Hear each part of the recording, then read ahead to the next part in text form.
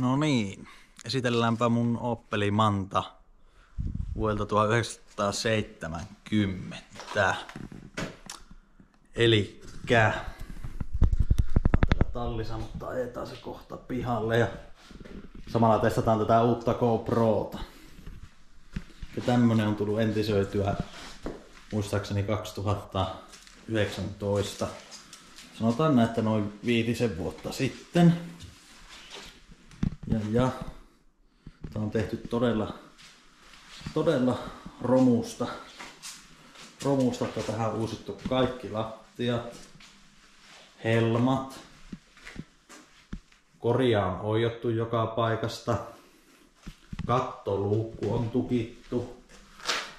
Rekisterikilpi tää on tuotu joskus aikanaan ulkomailta, niin tää on alkuperäinen, mutta se on ollut valkokilpinen silloin, että siihen ennen kuin kukaan puuttuu, niin se jätettiin tuo alkuperäinen rekisterinumero, niin sanotusti alkuperäinen, kun se on tuotu, en muista mistä maasta.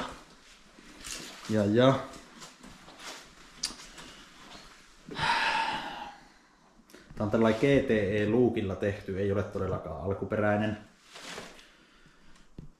Ja etuspoilerikin mulla siihen olisi, mutta se ei ole nyt paikallaan.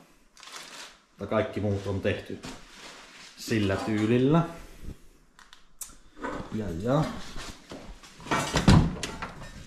Sisusta on tehty, koelauta on vaihdettu ratti. Penkit on verhoiltu. Hauskana yksityiskohtana mulla löytyy alkuperäinen keihäsmatkojen tuommoinen laukku.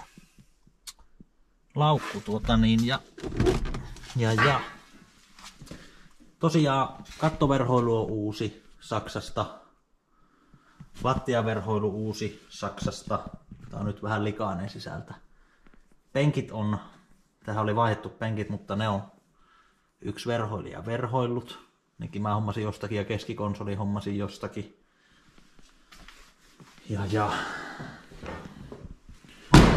Maalautettu. Siihen on oikeastaan tehty kaikki. Alustaosia, uusia jarrut. Moottori on vaihdettu kanssa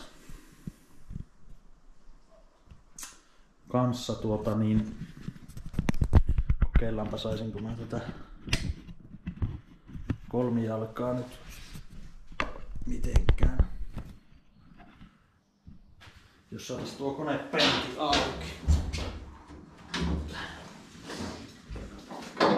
Konekonetta ei ole sen kummemmin siistitty, että se on semmonen perus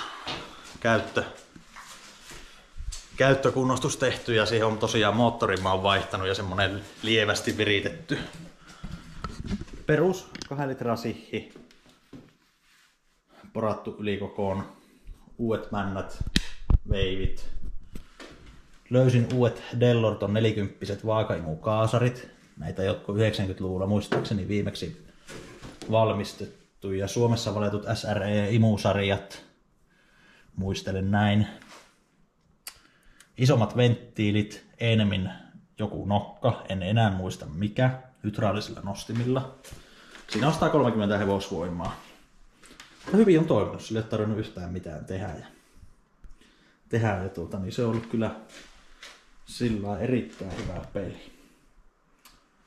Tosiaan tässä oli hitsaamista aivan älyttömästi ja pakkelointia. Tosiaan tässä on ollut ennen kattoluukkukin, sitä ei enää huomaa.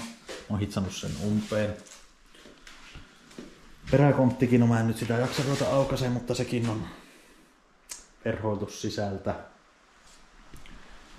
sisältä ja totta kai kaikki akselistot on käytetty irti, hiekka puhallettu, maalattu ynnä muuta.